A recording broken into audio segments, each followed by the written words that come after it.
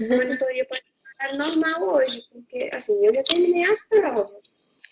E eu queria saber se dava para dar uma passadinha rápida em metabolismo de aminoácido. Ok, Que fosse assim, que eu não fui na monitoria semana passada. beleza. Vamos passar nos exercícios rapidinho então. Vocês estão com dificuldade no exercício? Eu tô com Eu, dificuldade na matéria inteira.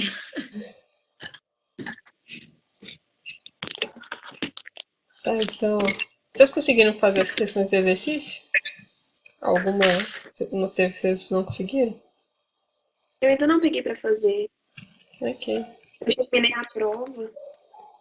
ok.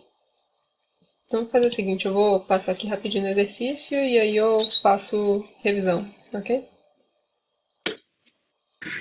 Aí eu vou nas aulas de metabolismo de aminoácidos e a de nutrição que foi hoje. Aí depois, em outro momento, a gente faz revisão de tudo, quando tiver mais gente. Fechou. Por Ok. mim, beleza. Essa primeira questão aqui, ela pede para você calcular a sua ingestão calórica e proporção de proteínas, carboidratos e lipídios. Essa questão é muito pessoal, então tipo, vocês não precisam preocupar muito com ela, que do jeito que vocês fizerem eu vou aceitar. Mas aqui no caso a minha, por exemplo, eu peso 50 quilos, meu estilo de vida é sedentário, spoiler, e eu não sou vegetariana. Então aqui, essas são as três características que eu acho mais relevante de vocês levarem em consideração para poder fazer essa questão. A ingestão calórica, vocês vão calcular ela com base na sua taxa metabólica basal. Então, no caso, se vocês são mulheres, a taxa é 1.400 quilocalorias por dia. Se vocês são homem, é 1.800. Aí, no meu caso aqui, 1.400. As atividades que eu realizo, né, que no caso, eu, como eu disse, sou sedentário, então escrita e leitura, que é tipo estudar, e andar devagar, que é o tempo que eu vou para a PUC, volto, que eu tenho que andar dentro do campus. Então aqui o tempo também que eu realizo essa atividade por dia, que é a quantidade de vezes que eu vou multiplicar ela. E aí eu coloco tudo nessa equação aqui, nessa sominha. Então aqui, minha taxa metabólica basal, a minha atividade de escrita e leitura e a minha atividade de andar. Aí no caso, meu gasto energético no dia é de 2.280 quilocalorias por dia. E aí você calcula a proporção de coisas que você vai consumir a partir disso. Eu vi que vocês estão meio apertados aí, então, tipo, se vocês quiserem, não precisa calcular, sabe? Vocês podem só colocar a proporção, que a Angélica mesmo já coloca no slide, que é, tipo, de carboidratos é 60%, proteínas é de 10 a 15%, depende aí do que vocês, de como é o organismo de vocês. E lipídios é 25 a 30%. No caso eu coloquei 30 porque eu consumo pouco os lipídios, então eu deveria consumir mais, sabe? Mas aí eu coloquei 30% aqui, só colocar. Se vocês quiserem tentar calcular isso aqui um pouco mais específico, vocês podem calcular a quantidade de gramas que vocês deveriam ingerir por dia. Então, no caso aqui, os carboidratos eles têm que ser 60% do gasto energético. No meu caso, o meu gasto energético é 2.280. Então, eu vou fazer 60% de 2.280. E aí eu vou ter a quantidade de gasto energético que deve ser suprido pelos carboidratos. E aí eu divido por 4, no caso dessa tabelinha aqui, ó. Essa tabelinha aqui ela indica a quantidade de quilocalorias por grama de alimento. No caso, os carboidratos, em média, são 4 quilocalorias, então eu vou dividir esse gasto energético que eu tenho aqui por 4, e aí eu vou ter a quantidade de gramas de carboidrato que eu deveria consumir no dia. Tem a quantidade mínima também, que é para evitar problemas, tipo outras doenças, né? Como, por exemplo, fazer o organismo realizar gliconeogênese mais do que necessário.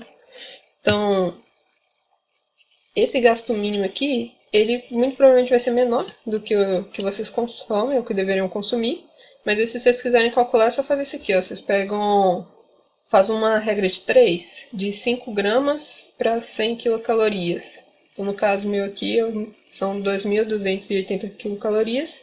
Então, eu faço a regra de 3 e eu achei a quantidade de 114 gramas. Proteína vai ser a mesma coisa de carboidratos, só que 10 a 15%, isso aí vocês escolhem. Então, 10% de 2.280, vou dividir por 4, por causa disso aqui, da quantidade de quilocalorias por grama. E aí eu vou ter a quantidade que eu deveria consumir de proteínas, ou que eu consumo, né, de 57 gramas. O mínimo, no meu caso aqui, que eu tenho a dieta, eu não tenho dieta vegetariana, o mínimo de proteínas que eu deveria consumir é de 0,8 gramas por quilo. No caso eu peso 50 quilos, então eu só vou multiplicar. Isso aqui é o mínimo de proteína que eu deveria consumir no dia. Pessoas que têm dieta vegetariana ou deficiência, né, de uma deficiência alimentar, vocês aumentam essa quantidade aqui de 0,8 para 1,4. Vou colocar aqui 1,4 gramas. E aí vocês multiplicam pelo peso de vocês. Isso aqui é a quantidade mínima. Esses mínimos aqui, se vocês quiserem, não precisa calcular, tá? É que nem eu falei, se vocês quiserem, vocês podem só colocar 60, 15% e 25%, ou 60, 10, 30, que eu já vou aceitar assim mesmo.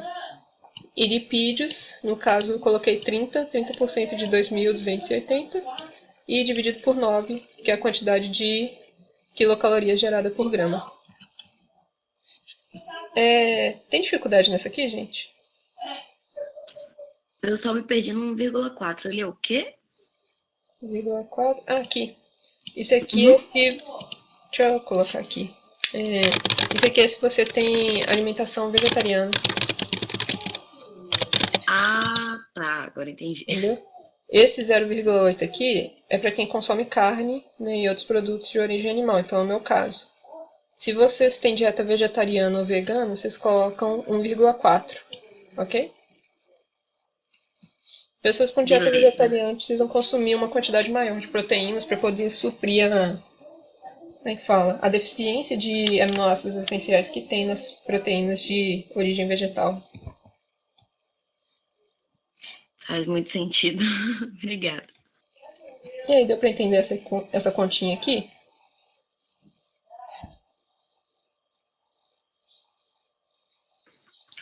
Eu acho que deu sim. Ok. Eu não sei os meninos. Certamente na hora de calcular eu vou ter alguma dúvida, mas eu tirei print desse seu esqueminha que vai ajudar. Ok. Qualquer coisa, você pode me mandar mensagem ou me mandar a questão de vocês que eu dou uma olhada e ajudo se precisar, tá bom? Realmente, na hora de fazer, deve dar um bug na Mas, cabeça, mas como eu disse, olhando assim parece fácil. não esquenta não, porque como eu disse, isso é uma questão assim que é individual para cada um. Então, o que vocês colocarem aqui eu vou aceitar, tá bom?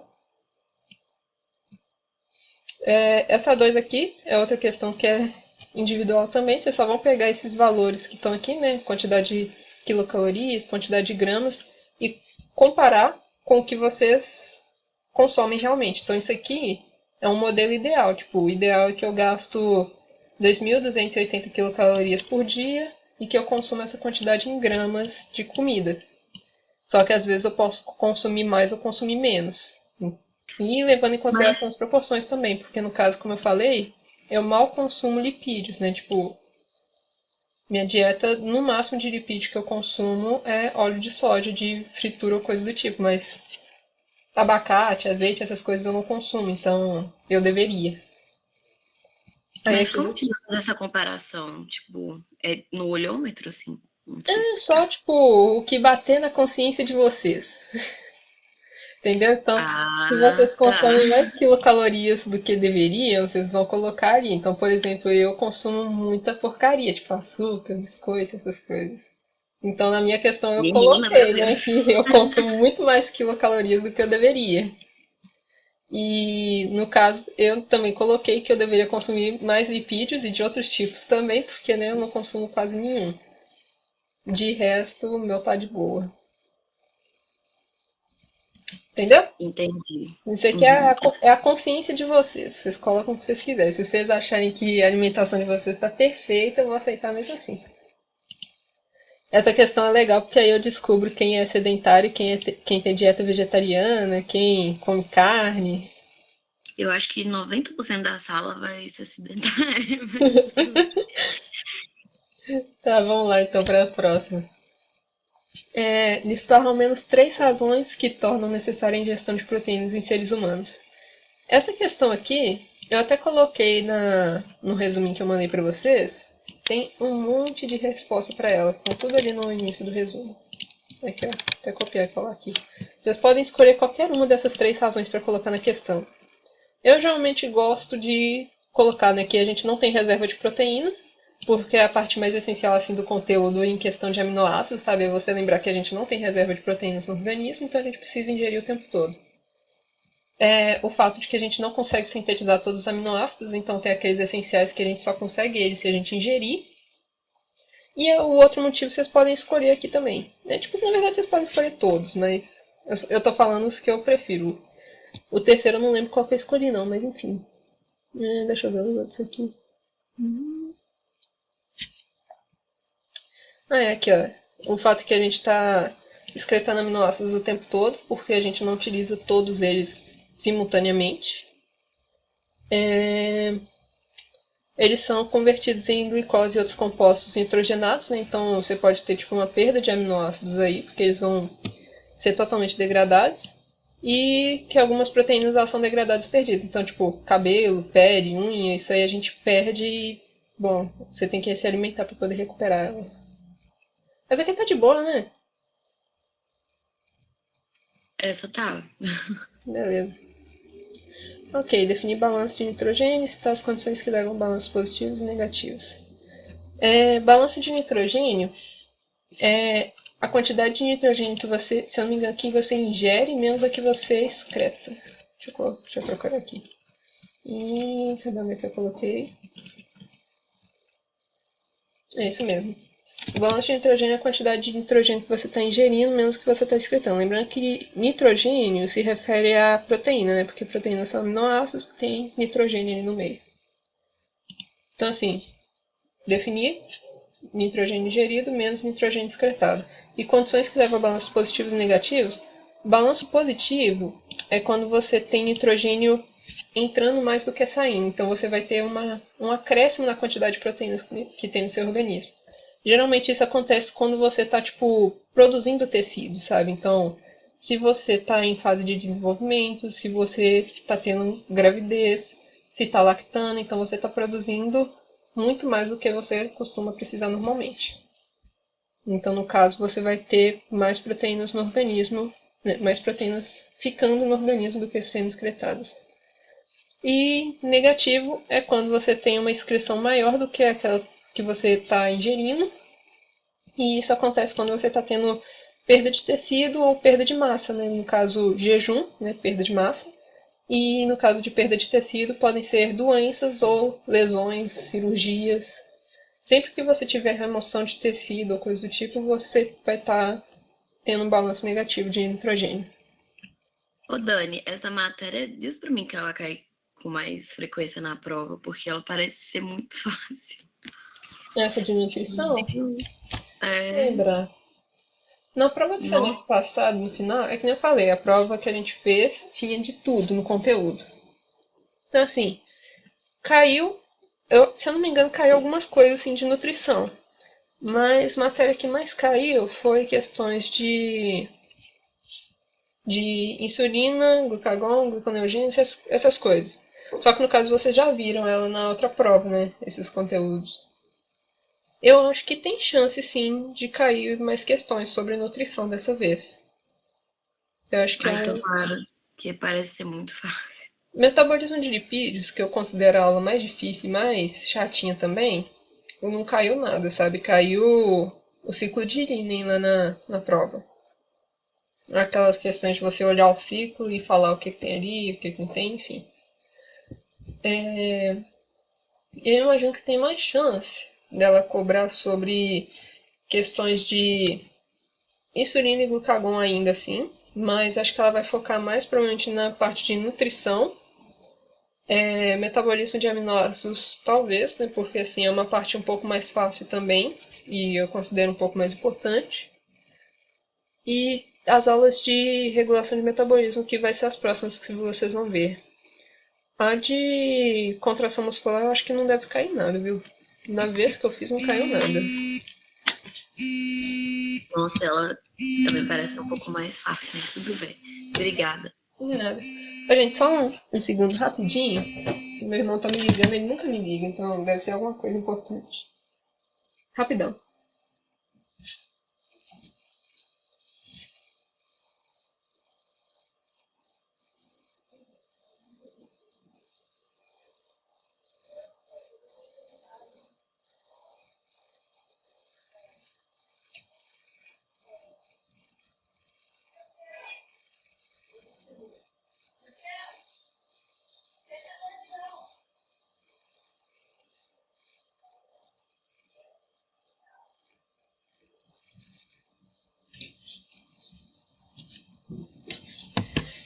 Voltei, gente.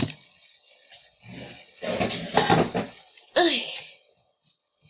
Tá. Ô, Daniela, me explica de novo o balanço. Balanço de nitrogênio?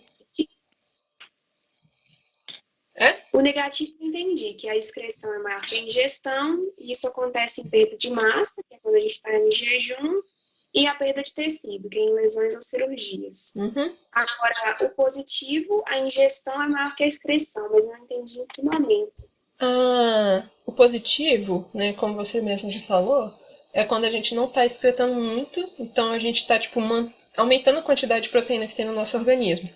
Geralmente isso acontece quando a gente está produzindo tecido, tendo aumento de tecido. Então, quando você está em desenvolvimento, por exemplo, crianças que estão em desenvolvimento, né, elas estão crescendo, então elas precisam de mais proteínas no organismo para poder desenvolver os tecidos para elas crescerem. Então elas vão excretar menos proteínas do que os adultos. Grávidas também, porque estão gerando um bebê, então mais tecidos sendo produzidos. Lactantes, que estão amamentando, né, então tem as proteínas do leite. Deixa eu ver se tem mais alguma condição.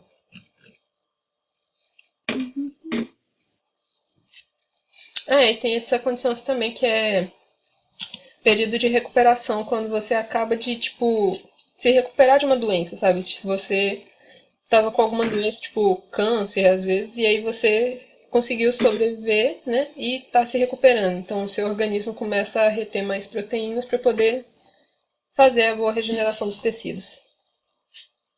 Entendeu? Ok. Arrasou. Ok. 5. Indicar as propriedades de uma proteína que determina o seu valor nutricional. Essa aqui, eu acho que pode ser uma questão que tem a chance de cair na prova, viu?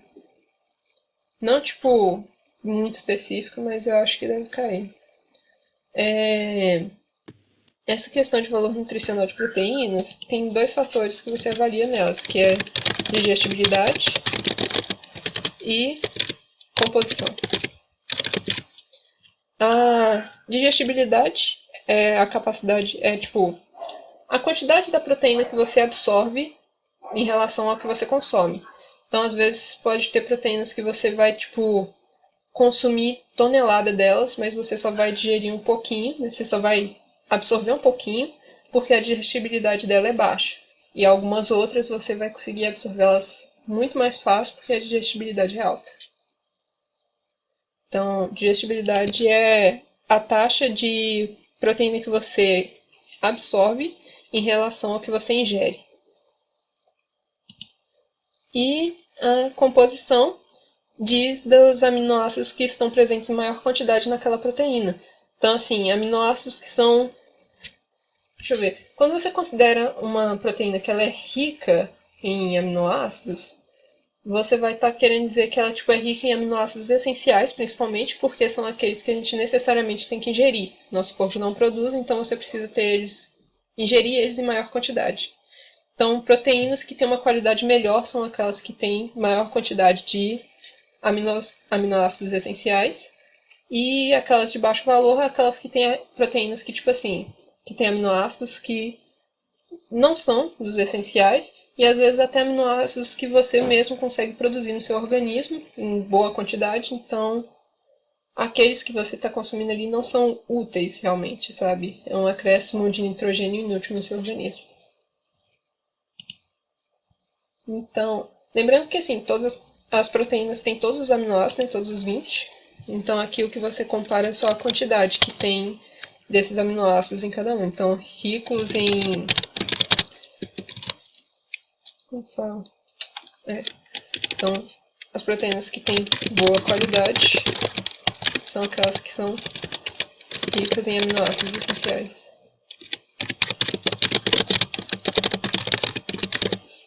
Ok?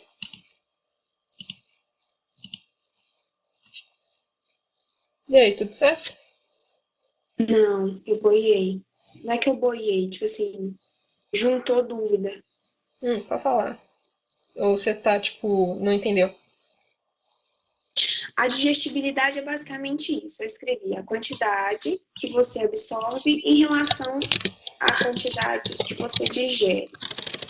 Basicamente isso. Agora, a composição eu escrevi assim: aminoácidos que estão presentes em maior quantidade na proteína. Mas eu não consegui elaborar algo que faça sentido para mim. Bom, o que você escreveu aí tá certinho. Não, quantidade de absorção em relação à quantidade de ingestão. Para mim, falta entender. A composição é o seguinte. As proteínas, elas sempre vão ter todos os 20 aminoácidos. Então, assim, o que você vai comparar na composição delas é a quantidade daqueles aminoácidos que tem na proteína. Então, assim, às vezes você pode ter uma proteína que vai ter... Deixa eu ver aqui. Vamos chutar uma proteína aqui de 30 aminoácidos. Eu não sei o nome dos aminoácidos porque eu não fiquei decorando essa parte, então eu vou só falar assim mais ou menos. E aí digamos que 25, não. Vamos dizer que 20 dos aminoácidos que estão nela são essenciais e os outros 10 são não essenciais. Isso aqui é uma vitamina de... uma proteína de boa qualidade. Por quê? Porque ela é rica em aminoácidos essenciais, ela tem uma grande quantidade de aminoácidos essenciais. Agora, outras proteínas que, tipo, digamos que tenha, sei lá, aqui 4 aminoácidos essenciais e os outros 26 não essenciais. São proteínas que têm baixa quantidade de aminoácidos essenciais nelas, então a qualidade delas não é muito boa. Porque, assim, o que a gente tem maior necessidade de ingerir são os essenciais. Os outros, o nosso organismo consegue produzir eles, então a gente não precisa ficar ingerindo eles em grande quantidade, entendeu? Por isso que a gente faz essa associação, né? Você leva em consideração mais aqueles que a gente não consegue produzir, então precisam ser ingeridos, e depois deles aqueles que você consegue utilizar para formar todos os outros aminoácidos que você consegue produzir. Aqueles que você não consegue usar eles para, tipo, formar outros aminoácidos, no caso tem 2 aí que eu esqueci o nome agora, eles, como é que fala? Não tem necessidade de você ficar ingerindo eles, principalmente em grande quantidade. Então, por exemplo, a gelatina, ela é uma proteína que está presente nos animais, né? Só que, tipo assim, ela tem uma alta digestibilidade, você consegue digerir ela muito fácil, mas ela não tem aminoácidos essenciais em boa quantidade nela, então ela é uma proteína de baixa qualidade. Não adianta você, tipo, querer repor as proteínas do seu organismo com gelatina, você não vai conseguir. Entenderam? Ah, sim. Então, basicamente, assim, a composição ela vai analisar os aminoácidos essenciais que estão em maior quantidade nessa proteína. Porque são esses que a gente não consegue produzir. Composição, em geral, você vai, tipo, analisar a quantidade de cada aminoácido presente naquela proteína. As proteínas de boa qualidade são aquelas que têm maior quantidade de aminoácidos essenciais. Entendeu? Certo. Então, o que eu coloquei estava ok. Aminoácidos que estão presentes em maior quantidade na proteína. É o que define a composição.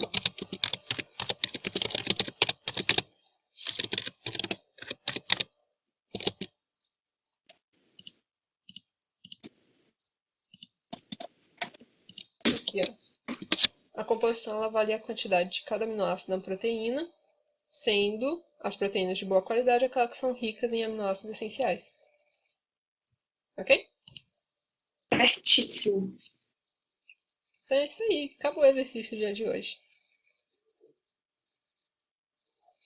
E aí, vamos passar para revisão então? Ô, Dani, eu queria unificar, mas eu tenho que fazer a prova. Mas eu vou ver toda a gravação depois, então Tudo bem. Faz o seguinte, pode então. fazer a revisão tranquilo. É... Eu te mando, Natália, que é a prova. Ou você quer fazer por se Oi? aprender? Eu te mando, se você quiser. Meu amor, você pode mandar o que você quiser, porque eu realmente preciso de notas. Então, assim, o que vocês mandaram eu tô aceitando, de verdade. Enfim, Eu te mando a prova.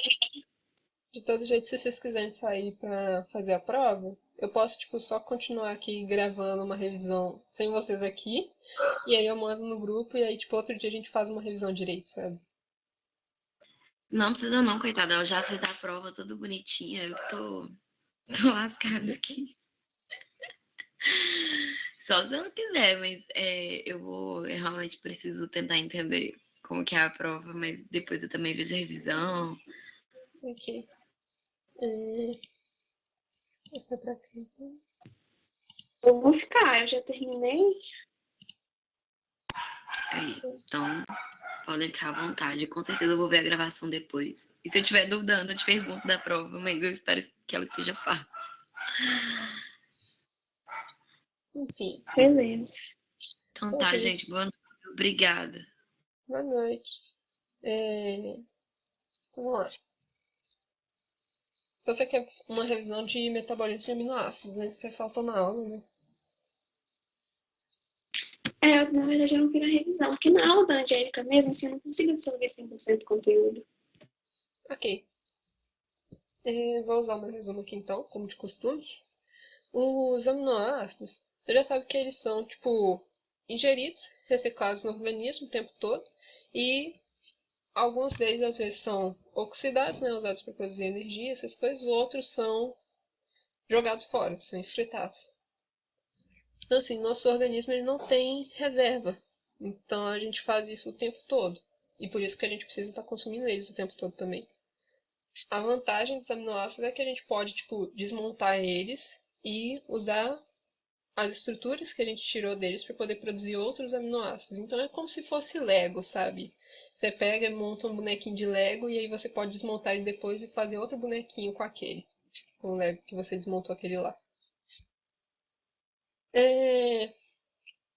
Aqui, né, como eu falei, os aminoácidos eles são perdidos, né? Chega um ponto em que você não vai reciclar eles, mas aí você acaba jogando fora, porque às vezes você, tipo assim, seu organismo degrada uma certa proteína ali, só que ela tem, tipo, uma grande quantidade de proteínas X e uma pequena de Y. E aí a nova proteína que você vai gerar, ela tem uma maior quantidade de Y e uma menor de X. Então, o que vai sobrar de aminoácidos X vai ser jogado fora, porque eles não vão ser utilizados naquele momento e a gente não tem como guardar eles. Então aqui a gente perde eles e para recuperar a gente precisa comer, né, alimentar de proteínas. Ok, degradação intracelular. Deixa eu ver o que eu preciso falar aqui. Bom, como eu disse, né, a gente está o tempo todo desmontando as proteínas, né, em aminoácidos e usando elas para outras coisas. Então, no caso, elas podem atender a todas essas funções aqui. Então, assim, às vezes o seu organismo pode até estar precisando de mais proteínas para, sei lá, para uma resposta inflamatória. Então, ela pode diminuir um pouco a transcrição gênica e passar os aminoácidos para resposta inflamatória. Ok.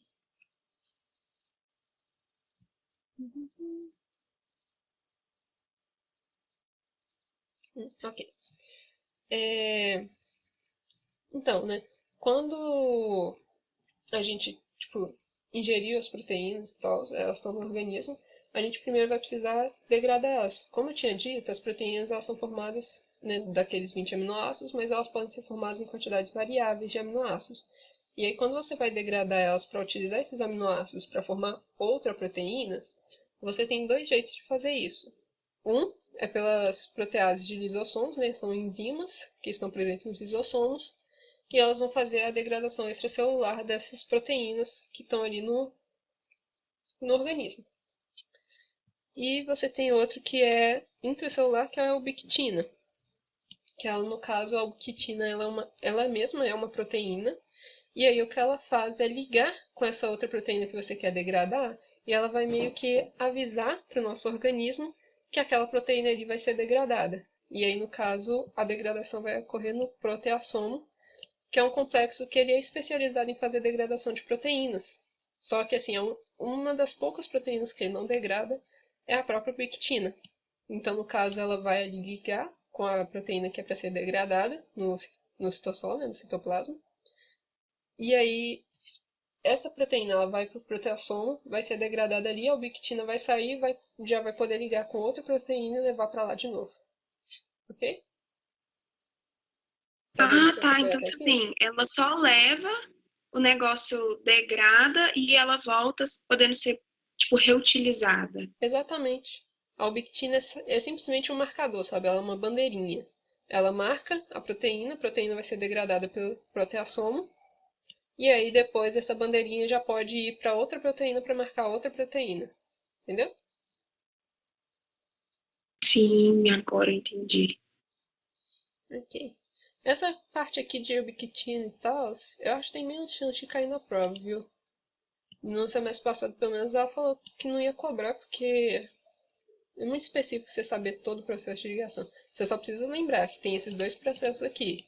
Um acontece por enzimas do lisossomos e outro acontece pela ubiquitina. Ok?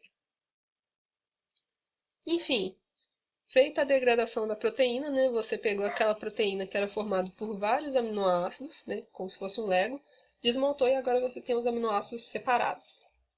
Agora você vai para uma outra parte que é a degradação dos aminoácidos. Então, no caso aqui, eles podem ser reutilizados, como eu tinha dito, né, para formar novas proteínas, ou eles podem ser oxidados. Como os aminoácidos, existem 20 aminoácidos diferentes, cada um deles vai para uma via diferente, mas tem uma parte do processo que ela é especificamente igual para todos. Essa parte, no caso, é a separação do grupo amino da cadeia carbônica. Acontece que um aminoácido ele é formado por um grupo amino, que é um grupo que tem nitrogênio, e por vários carbonos depois disso. Carbono, carbono, carbono. E aí essa parte que é em comum para todos eles é a separação desses dois aqui, né, o grupo amino e a cadeia carbônica. Esse grupo amino aqui, geralmente ele vai ser transformado em NH4 e aí ele vai ser liberado na urina, na forma de ureia. E essa cadeia carbônica ela vai sofrer oxidação. E aí ela pode ser oxidada, tipo, ela pode ser usada para várias coisas. Uma delas, por sinal, é a gliconeogênese. Então, aqui, como eu falei, grupamina é liberado como NH4 no plasma, vai virar ureia e vai ser excretado na urina. A cadeia carbônica, como eu tinha dito, são 20 cadeias carbônicas diferentes, né? Porque são 20 tipos de aminoácidos, e cada um deles vai ter um jeito de ser oxidado. Então, assim, vão ser vários caminhos diferentes que vocês vão precisar saber, e no final das contas eles vão originar piruvato, acetil-CoA ou intermediário de ciclo de Krebs. Como eu tinha dito, aminoácidos podem ser usados na gliconeogênese. Então, aqui, piruvato pode ir para a gliconeogênese. Acetil-CoA, produzir energia no ciclo de Krebs. Intermediário do ciclo de Krebs, vai para o ciclo de Krebs. Então, assim, o destino final da cadeia carbônica geralmente é produzir energia no organismo. Lembrando, no caso, se o aminoácido for oxidado, ele pode simplesmente ser reutilizado para formar outra proteína. Essa parte de estímulo final, ela explicou e assim, eu respondi, mas fixar na minha cabeça não fixou. Esse aqui, como eu já grifei aqui, detalhe, semestre passado caiu uma questão sobre essa parte aqui, né, que o destino final desses compostos, eles vão depender de como está o organismo naquela hora. Então, no caso, os aminoácidos, como eu disse, eles podem formar piruvato, acetil-CoA, ciclo de Krebs, ou intermediário do ciclo de Krebs. E aí eles vão para o ciclo de Krebs quando o organismo está precisando de energia. Então, momentos que a gente precisa de energia, quando Vamos ver aqui. Quando você está fazendo exercício, sabe?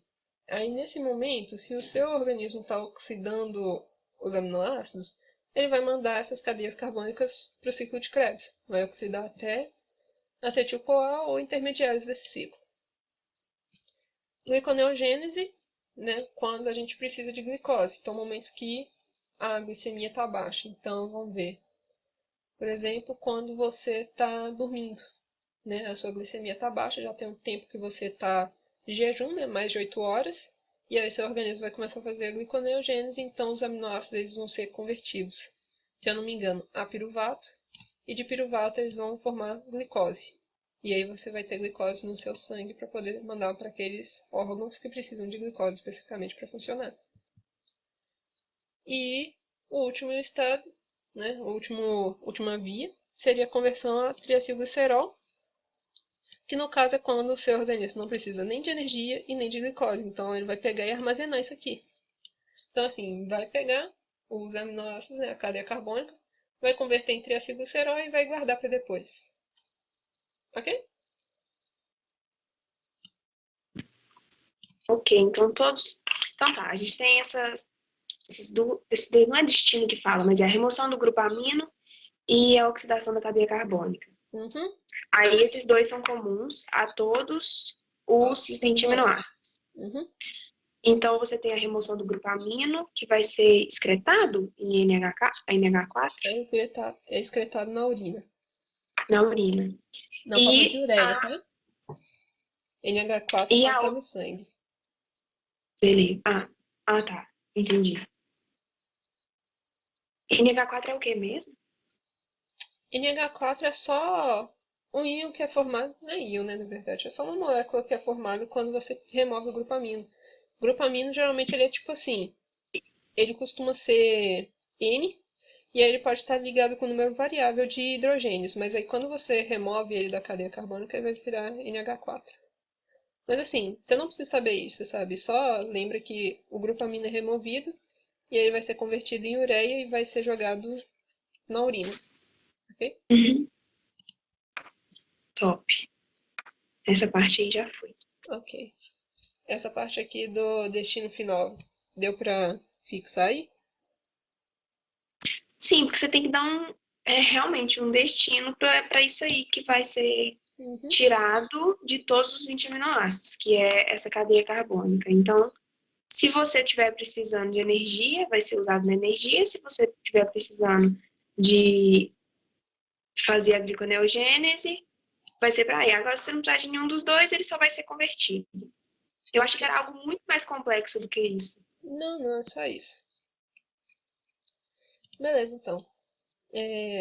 Então, passando agora para doenças metabólicas. Isso aqui tem uma chance muito pequenininha dela cobrar. Eu tenho quase certeza de que ela não vai cobrar, e se ela cobrar, ela vai dar aquelas questões que tem um texto gigante, sabe? Aí vocês leem todo o texto e falam o que tá no texto depois.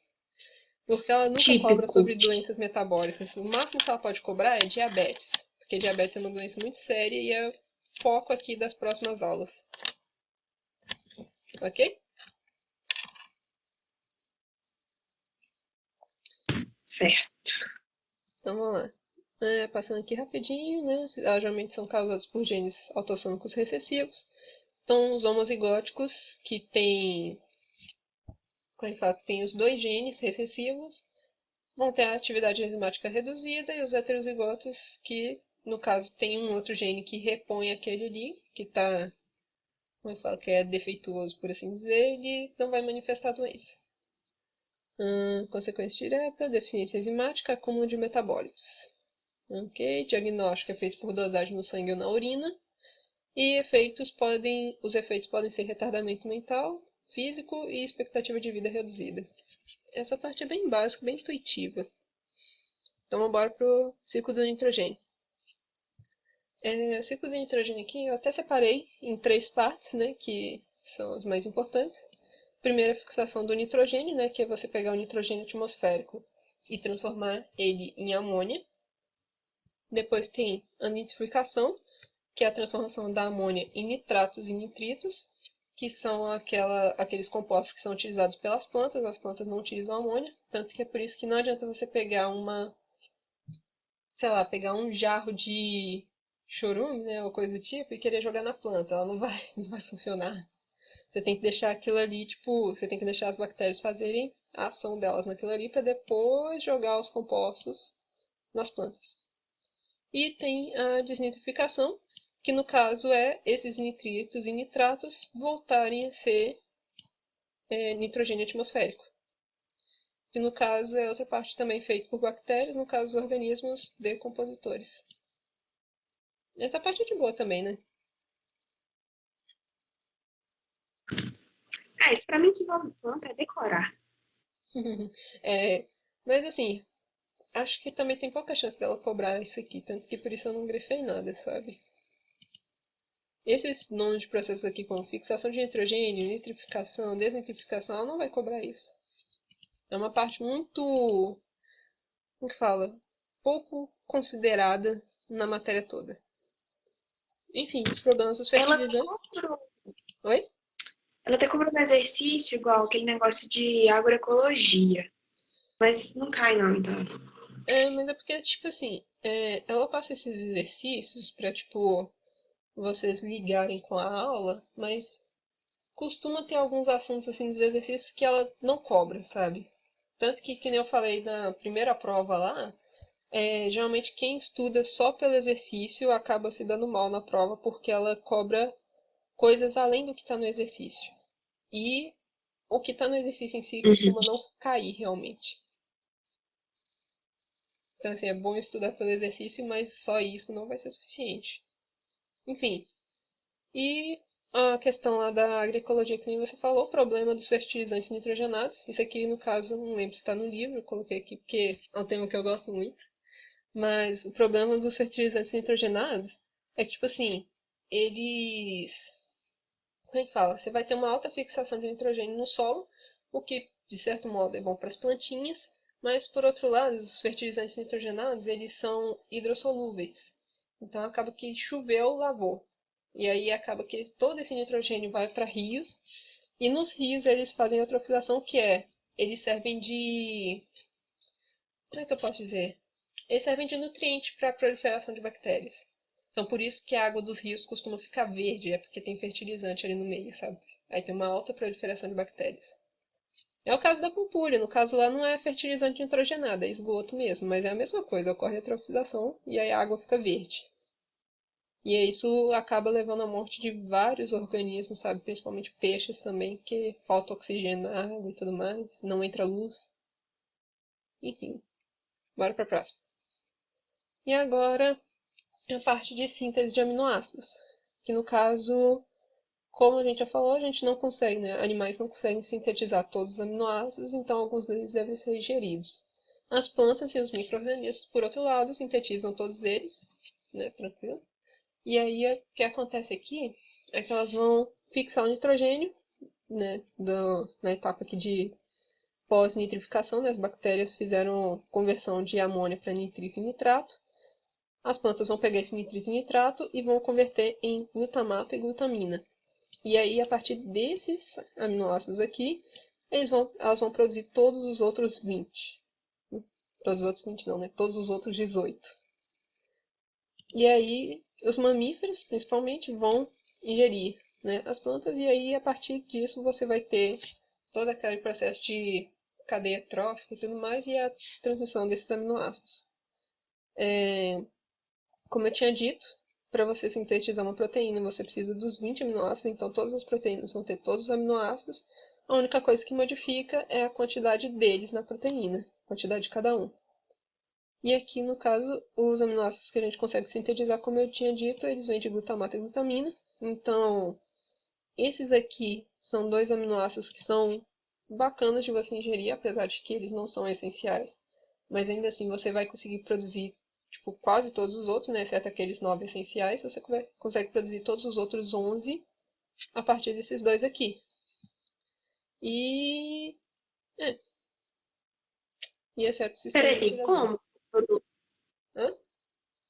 Como que eu produzo aminoácido a partir de glutamato e glutamina?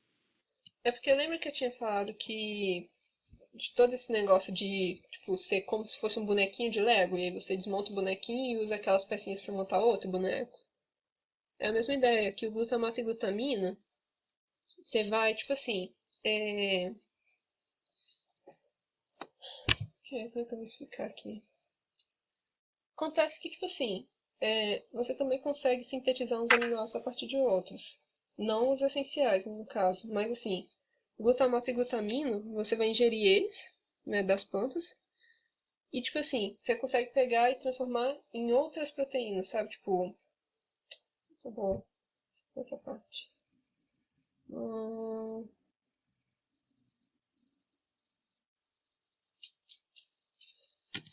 Eu não tô sabendo explicar direito essa daqui, mas tipo assim, tem essa questão de tipo você conseguir transformar uma proteína em outra, você também consegue fazer isso com os aminoácidos, sabe? Só que aí é uma parte muito mais específica, que no caso nem eu vi, mas o que eu sei te dizer é isso. O glutamato e glutamina, você consegue formar os outros 9, 11 menos 9, 11 menos 2, quer dizer. Você consegue formar os outros 9 aminoácidos a partir disso aqui. E no caso, só os que você não consegue são os essenciais. Então, no caso, você vai ter que ingerir os essenciais de todo jeito. Ah, não, então se nem você viu, não é importante então, não. Isso aqui não vai cair na prova. Síntese de proteína, ela não costuma. Síntese de aminoácido, ela não costuma cobrar, não, viu? O que ela cobra mesmo é mais essa questão que eu falei, né? Tipo, as proteínas são reutilizadas o tempo todo. A parte comum, né, de todos os aminoácidos, que é você retirar o grupo amino e oxidar a parte da cadeia carbônica. Isso aqui, da necessidade fisiológica, isso aqui acho que tem chance dela cobrar, viu? Porque é uma parte que é meio que geral da matéria toda, né? Você entender o estado fisiológico e saber o que o organismo provavelmente vai fazer em relação àquele estado fisiológico. Doenças ela não deve cobrar e ciclo de nitrogênio também não.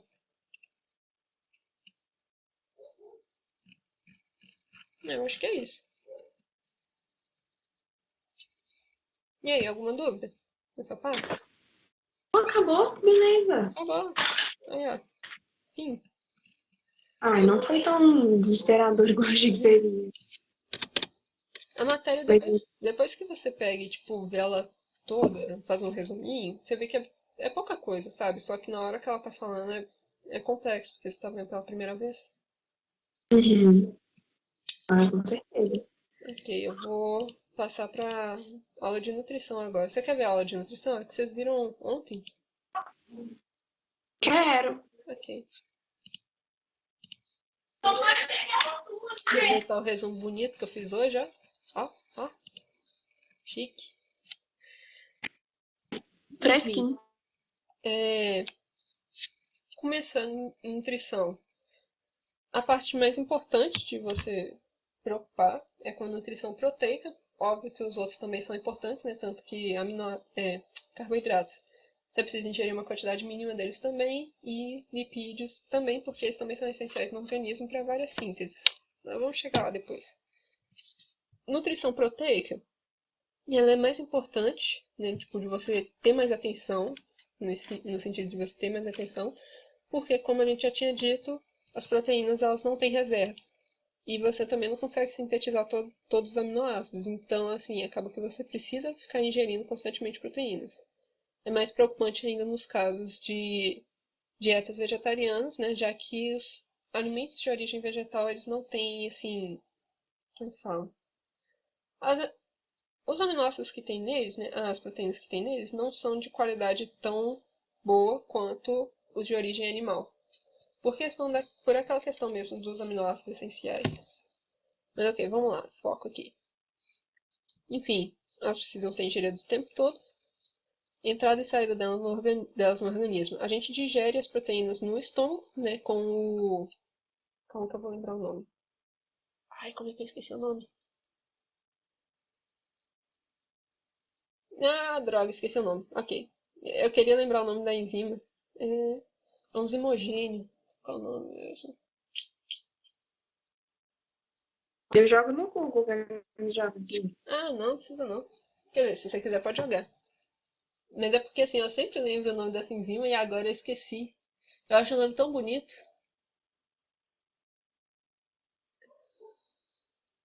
É, deu branco. Até o final eu devo lembrar. Enfim, tem aquela enzima. Pepsina? Hã? Pepsina? É pepsinogênio. Isso, obrigado. Enfim, a digestão primeiro acontece no estômago, né? Você produz o pepsinogênio, que depois é convertido em pepsina, quando ele é ativado pelo ácido estomacal.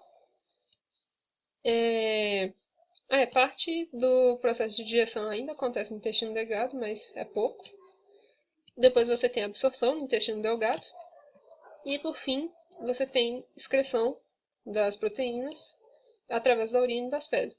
No caso, as proteínas, depois que elas são ingeridas, passa pelo metabolismo, e aí acaba que elas não são úteis mais, e aí você excreta elas, que é o que eu tinha explicado ali sobre o nitrogênio, você vai excretar elas na urina na forma de ureia. E no caso, lembra que eu tinha falado que as proteínas elas têm digestibilidade? Como eu tinha dito, essa digestibilidade diz respeito à quantidade de proteína que você absorve em relação ao que você consumiu. Então, aquele resto que você não absorveu da proteína, você vai excretar nas fezes. Ok? Então, o que você não absorveu é excretado nas fezes. Aquilo que você absorveu, já utilizou e não precisa mais, você excreta na urina. Balanço de nitrogênio, como a gente tinha visto agora há pouco, é nitrogênio ingerido menos o nitrogênio excretado. Em condições normais, esse balanço ele é igual a zero, então você vai ingerir e vai excretar a mesma quantidade. Nessas condições, acontece que, tipo assim, a quantidade de proteínas que a gente tem no nosso organismo, ela é constante, ela é a mesma o tempo todo. Então, por causa disso que, assim, se a gente ingerir, tipo... Deixa eu ver aqui. Vou usar o exemplo da aula que ela tinha dado. O exemplo que ela tinha dado na outra aula. Se você ingere 200 gramas de proteína e o seu organismo armazena 100 delas, as outras 100 vão ser excretadas o tempo todo, sabe? Todos os dias. Aí, se você, por acaso, consumir 400 gramas de proteína, seu organismo vai excretar 300 e vai manter aquelas 100 que você mantém como sempre. Então, assim, em condições normais, a quantidade de proteína é sempre a mesma no nosso organismo. Condições de balanço de nitrogênio positivo, que é quando você está tendo aumento de tecido, né, formação de tecido. Então, acontece nos casos, como a gente tinha falado, crescimento, gravidez, lactação e período de recuperação após alguma doença. E o balanço de nitrogênio negativo, né, que é quando você está excretando mais do que você está ingerindo. Acontece nos casos que você está tendo perda de massa, então jejum e dietas pós, né, desnutrição. Doenças, como por exemplo diabetes, câncer e outras infecções. E situações de perda de tecido, no caso quando você se machuca, né, tipo perdeu um membro, se queimou, ou quando você passa por uma cirurgia.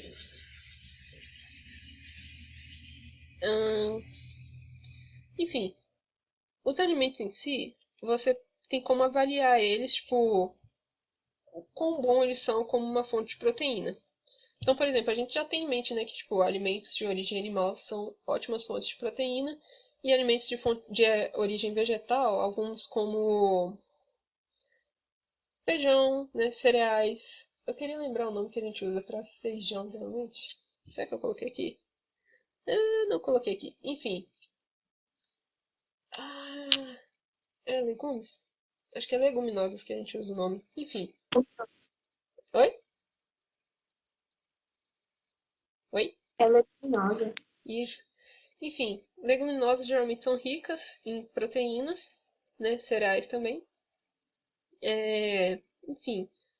Nossa, eu tô tendo muito branco hoje, caramba. Tá, você pode avaliar o alimento como fonte de proteína. E no alimento, você pode avaliar o conteúdo proteico dele. Então, é a quantidade de proteínas que você tem naquele alimento em relação do alimento ao todo, né? Então você vai ter avaliação em gramas. Então, carne, por exemplo, tem muita proteína. A maior parte da carne é proteína. Valor nutricional das proteínas, né? Então você ter em mente que aquela é uma proteína de boa qualidade ou de baixa qualidade. Como a gente tinha dito, a gelatina é rica em proteínas, só que são proteínas de baixa qualidade, então não adianta você querer usar gelatina como fonte de proteína para o seu organismo, não vai dar certo. E dentro do valor nutricional, né, da qualidade daquela proteína naquele alimento, você vai poder avaliar a qualidade dela pela digestibilidade, como a gente já tinha dito, né, que é a quantidade de proteína que você absorve em relação à quantidade que você está consumindo, e a composição, que é a quantidade de cada aminoácido que tem naquela proteína. Lembrando que os mais importantes de se ter na alimentação são os aminoácidos essenciais e depois aqueles aminoácidos que você, sim, consegue usar eles para sintetizar outros.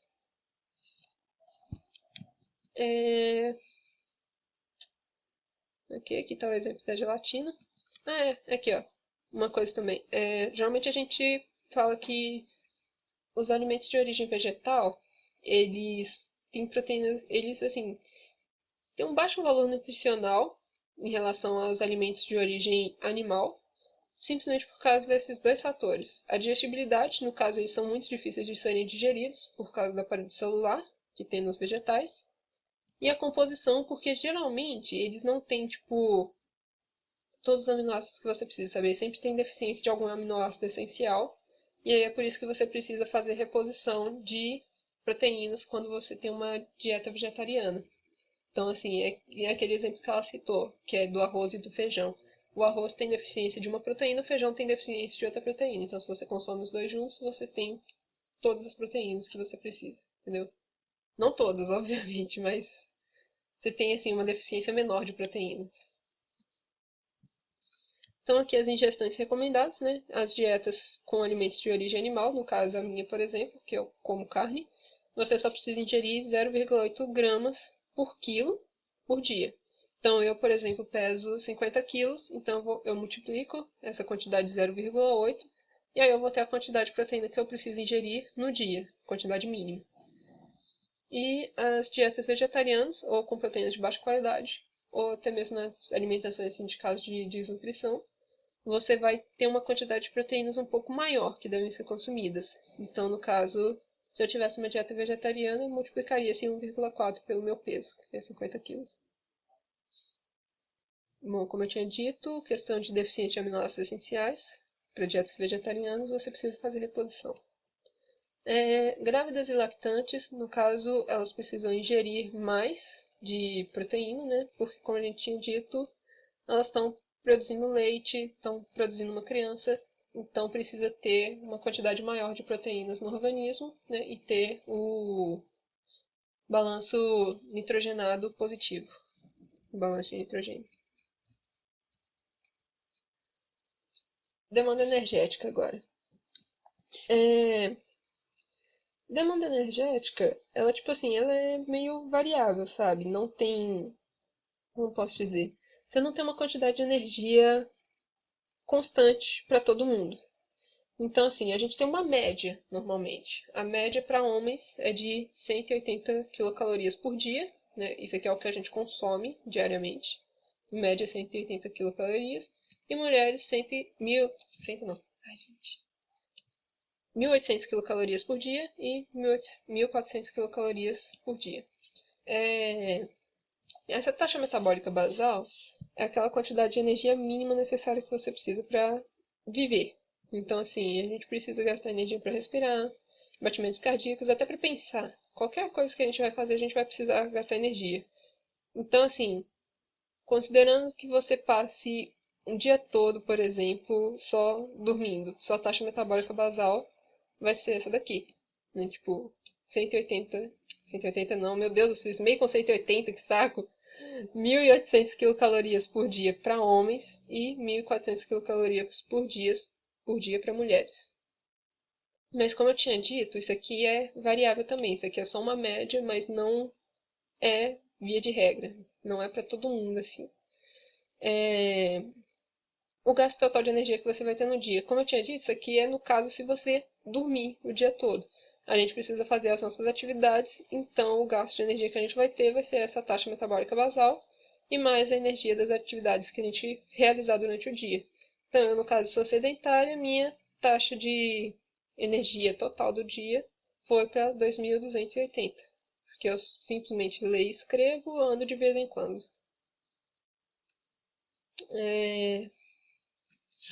E bom, essa, essa demanda energética, ela precisa, assim, ela tem uma quantidade de energia que está entrando, né? Depende da quantidade de alimento que você está consumindo e os tipos que você está consumindo. E tem uma taxa energética saindo também. Isso é o balanço energético, né? O que está entrando menos o que está saindo. Esse balanço energético, diferente do balanço nitrogenado, como a gente tinha dito, ele não tem valores constantes. Então, tipo, não tem como você associar definitivamente aquele gasto energético ao seu peso. E aí usar isso de regra para todo mundo. Porque tem pessoas que vão consumir mais energia e tem pessoas que vão consumir menos energia. Até que, por exemplo, aquela questão lá dos... Como é que era o nome? Os desacopladores. Que, tipo assim, pessoas que geralmente comem, são mais magrinhas, pode ser porque elas tenham mais desacopladores nas células, então estão produzindo menos ATP. Então você tem uma quantidade de energia que está entrando no organismo, mas a quantidade que você está produzindo de energia com aquela comida que você está consumindo não é a mesma para todo mundo. Por isso que o balanço energético pode variar. Mas uma coisa que é igual ao balanço nitrogenado é que você tem que manter um equilíbrio nesse balanço energético. Então você não pode estar consumindo mais do que você necessita e nem menos. Se você consumir menos, você vai ter, né, perda de peso, a pessoa vai ficar muito magra, ou se você consumir mais, a pessoa pode engordar. E o suprimento energético, né, como a gente tinha dito, feito lá na atividade, a nossa demanda energética ela deve ser suprida em determinadas quantidades por cada alimento. Então, o ideal é que a gente supra essa demanda energética mais pelos carboidratos, né, 60%. De 25% a 30% de demanda energética deve ser suprida pelos lipídios. E de 10% a 15% deve ser suprido pelas proteínas. As proteínas, elas não podem... Você não pode, tipo, ficar... Como é que fala? O ideal de você consumir essa quantidade dos outros dois é que evite que o seu organismo fique transformando essas proteínas em energia. Porque isso aí é a gliconeogênese. Se você está pegando essas proteínas e transformando elas em energia, você vai ter menos proteínas para poder fazer os outros processos, né? Formar os compostos nitrogenados, né? Ácidos nucleicos e tudo mais. Formar células, você não vai ter proteína suficiente para fazer todas as outras funções do organismo se você transformá-las em energia. Por isso que é essencial consumir carboidratos e lipídios também em maior quantidade do que as proteínas. Lembrando também que elas não têm reserva e os outros dois têm. Então, assim, não vamos ficar usando para energia aquilo que a gente não tem reserva.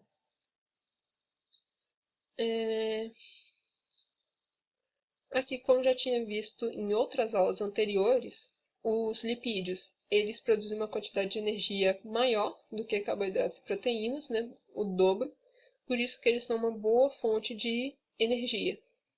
Você consegue armazenar eles fácil na forma de triacilgliceróis e na hora de oxidar eles, você vai ter um boom de energia, né? Uma liberação de energia muito maior do que os carboidratos e proteínas, então você vai precisar gastar menos dele do que dos outros. E acabou de demanda energética. Tá dando pra entender até agora? Ou eu tô falando muito rápido? Eu costumo me empolgar e às vezes eu falo muito rápido.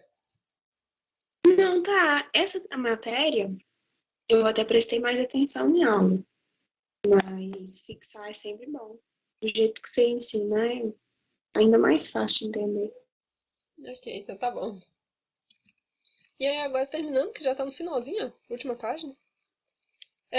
Fibras, elas são carboidratos, tipo assim, lembra quando a gente estava vendo as aulas de carboidratos? E aí tinha os carboidratos de cadeia ramificada, que são geralmente amido, glicogênio, e tem aqueles de cadeia linear, né, sem ramificações. As fibras, no caso, são os carboidratos sem ramificações. São cadeias gigantes de carboidratos, e elas, assim, geralmente elas dão estrutura aos vegetais. Elas, no caso, não são digeríveis por animais, por humanos, né? Tipo, tem animais que digerem elas, como os bovinos. Mas, enfim, elas não são digeridas por humanos, mas ainda assim elas não são essenciais na alimentação. Principalmente porque a ingestão de fibras diminui os níveis de colesterol, né? Então quem tem problema de colesterol é bom consumir fibras. Diminui a absorção de sais biliares. Então, quem tem problema, assim, de tipo pedra na vesícula biliar, coisa do tipo, é bom também consumir as fibras, porque você vai ter menor formação de bile. Retarda o esvaziamento gástrico, então seu estômago vai ficar mais tempo fazendo digestão, o que é bom porque você vai poder aproveitar mais os alimentos que você está consumindo, vai ter um maior aproveitamento deles, os nutrientes. Estimula o peristaltismo, então ajuda na defecação. E diminui a absorção intestinal de glicose. Então, pessoas com diabetes, é bom consumir fibras porque seu intestino vai absorver menos glicose.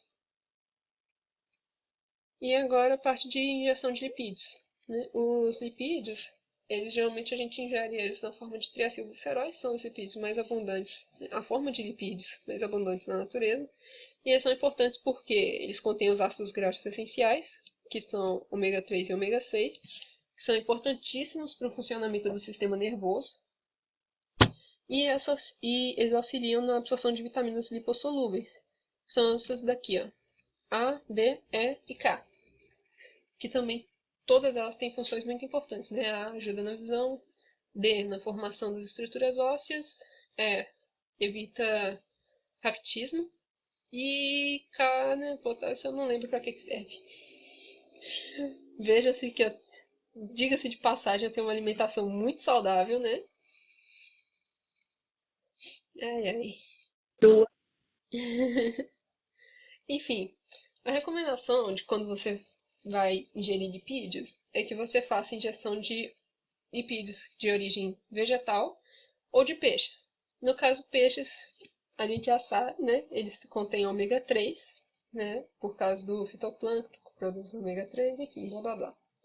E os óleos vegetais, eles são muito importantes porque a gordura que tem nos óleos vegetais, ela é monoinsaturada ou poliinsaturada, ou seja, ela tem saturações. Ter saturações significa que a molécula ela não vai conseguir se compactar. Então, as ligações entre elas vão ser mais frágeis, o que faz com que ela seja líquida à temperatura ambiente. E, tipo assim, no nosso organismo, você vai conseguir processá-la muito mais fácil do que as gorduras que são saturadas e que são sólidas. Então, no caso, carnes vermelhas, por exemplo, elas contêm muita gordura saturada. Como eu tinha dito, a gordura saturada ela é mais fácil de se compactar, porque ela não tem essas quebras na molécula. A molécula delas são retas, então você consegue juntá-las muito mais fácil, e isso vai fazer com que elas sejam sólidas à temperatura ambiente e tem muito mais chance delas acumularem em artérias e você acabar tendo problemas cardiovasculares. Por isso que o ideal é você consumir. Peraí, Oi, o quê? então consumir óleo de soja é melhor do que banha de porco? É. É. Mentira. Não, é sério. A E eu banha de achando que era o porco. contrário. Não, tipo assim, é bom você consumir um pouquinho de cada um, sabe? Mas a banha de porco, como você mesmo pode pegar ela na panela quando você coloca ela no calor, ela é sólida. Então a chance dela acumular nos seus vasos sanguíneos é maior.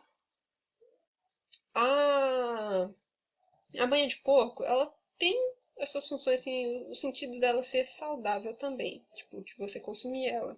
É importante, você não pode deixar. Não tem nada que você possa cortar totalmente na sua alimentação. Até o colesterol é importante você ter no organismo. Mas você tem que dar preferência a óleos vegetais, como a gente tinha dito. Então, óleo de linhaça, óleo de canola, óleo de. Qual que é o outro lá que é bom? Óleo de oliva. Nossa, óleo de oliva é perfeito, viu? Óleo de, assim, azeite de oliva, pode consumir o quanto você quiser. Abacate é muito bom também. Ok? Então, assim, dê preferência às gorduras com insaturações, que são aquelas que elas têm menos chance de compactar, são mais fáceis do organismo metabolizar elas e elas têm menos chance de acumular nos vasos. Ok? E agora falando das piores de todas, que essa sim, eu acho que isso aqui é a única coisa que você Se você quiser, você pode cortar totalmente da sua alimentação e não consumir nunca, porque não tem a menor necessidade, que são as gorduras trans. Acho que é a única coisa que você pode cortar totalmente da sua alimentação. E eu tinha dito que não tem nada que você pode tirar, mas tem isso aqui. As gorduras trans, o que acontece? Elas são basicamente gorduras, geralmente elas são vegetais, pode ser animais também, mas enfim. São basicamente gorduras que são processadas industrialmente. E aí o que que acontece? Essas gorduras trans, elas são insaturadas, só que o tipo de saturação que tem nela, né, tipo, não é insaturação, mas elas são moléculas que elas vão ter ligações duplas, só que as ligações duplas delas são diferentes das gorduras que a gente tem naturais, né, de plantas, animais. E acaba que por causa desse tipo diferente de ligação dupla, a molécula ela vai ser muito mais estável e difícil de ser metabolizada. E isso acaba que ela também ela consegue compactar muito mais fácil, até mesmo do que as gorduras saturadas. Então essas gorduras aqui, você vai precisar de muito calor mesmo para você conseguir torná-las líquidas. Então no nosso organismo elas não vão ficar líquidas de jeito nenhum. As gorduras saturadas, né, gorduras de origem animal, tem até a chance de você conseguir deixá-las líquidas dentro com a temperatura do nosso corpo, né, 36 graus, mas essas gorduras trans não. Você precisa literalmente do calor do fogo para poder derreter elas. Então acaba que a chance delas se acumularem nos vasos sanguíneos é altíssima. É tipo assim, você está consumindo, ela está acumulando. Então evita comer margarina e salgadinhos, batata palha, essas coisas tudo, a chance da gordura delas acumular na artéria é muito grande. Então não é bom comer. Isso aqui você pode cortar total da alimentação. Eu, no caso, fui abençoada que eu não gosto de margarina. Detesto. Acho o gosto muito... É muito raro, tipo assim, se eu passo, é um pouquinho pra colocar na misteira. Só que batata palha, sério, eu amo tanto batata palha. Batata palha tem gordura trans também. Na verdade, não é só a batata palha. Tipo, um monte de outras coisas, tipo bolo e biscoito, também pode ter gordura trans. Só que as coisas que têm maior quantidade de gordura trans é batata palha e a margarina. Entendeu? Então, assim, Meu evita Deus, a comer, batata palha, Jesus, evita tô comer salgadinho, morta. batata palha e margarina, por causa da gordura. Porque essas gorduras são realmente ruins. O resto você come, assim, em menor quantidade, mas não precisa preocupar de morrer nem nada, não.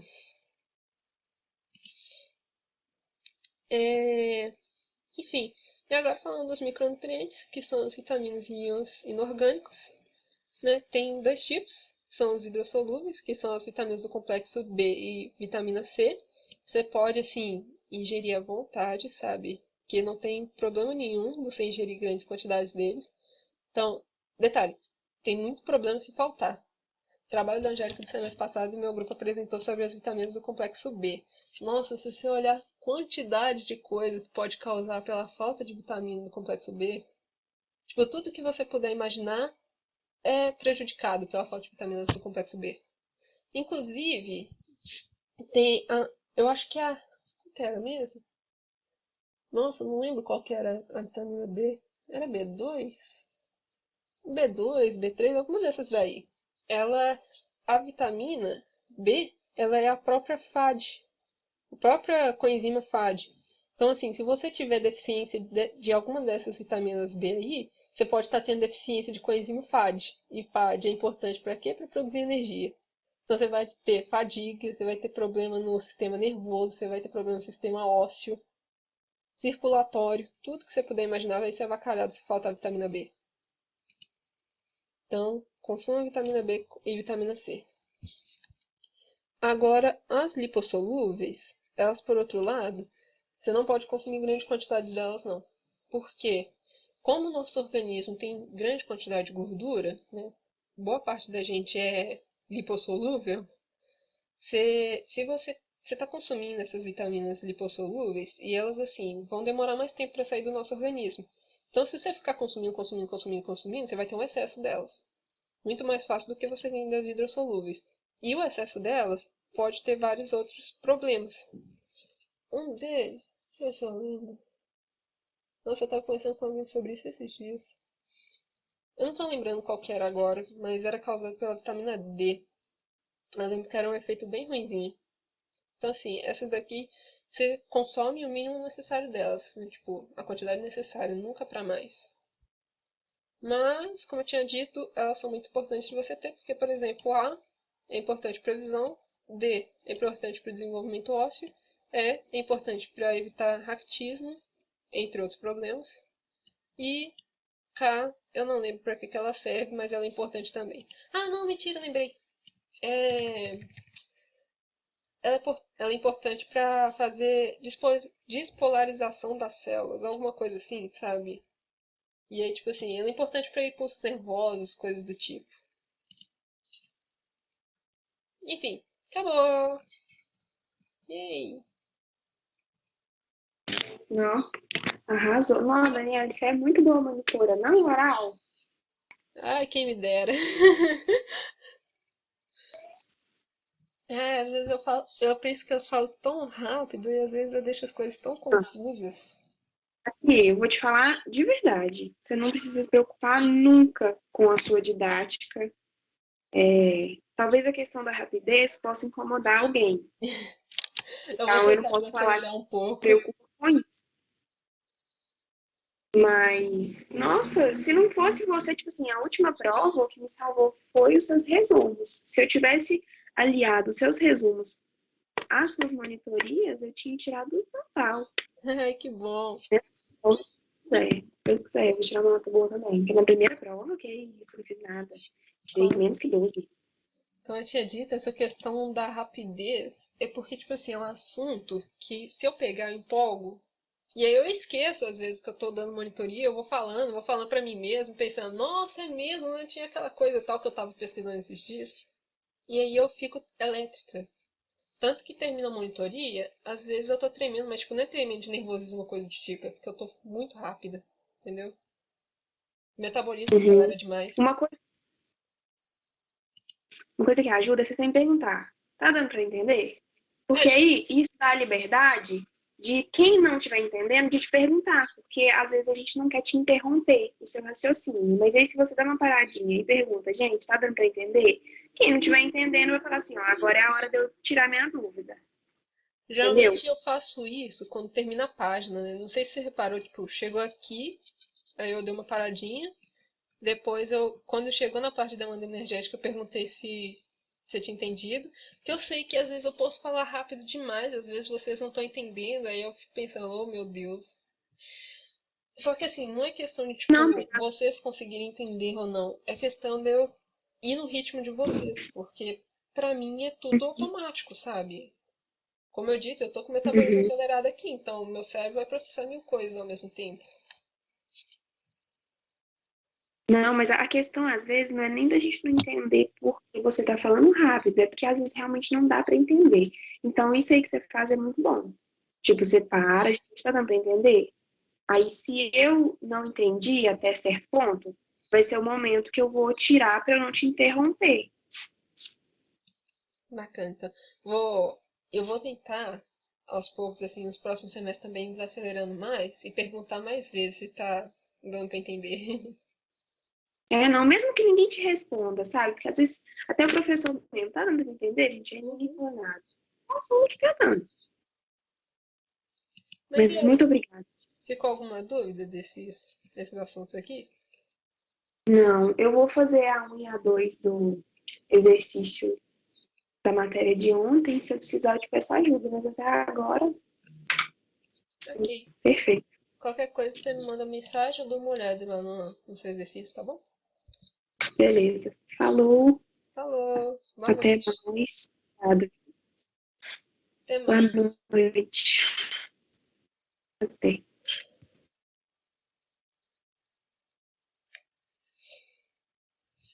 Ui, que calor. E você, né, Marcos, aqui acompanhando todo dia. Às vezes é assim, tem dia que fica só eu e você aqui. Você tá em todas as monitorias, é bacana você tá aqui o tempo todo. Valeu. A proposta às vezes estão muito bom, viu? Eu tô observando suas notas em todos os exercícios, você tá indo muito bem. Eu percebo que essas questões são bem completas.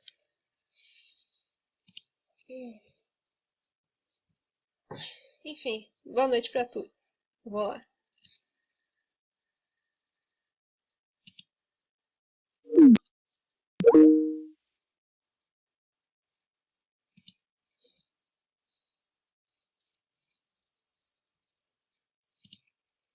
Vai, termina. Vai.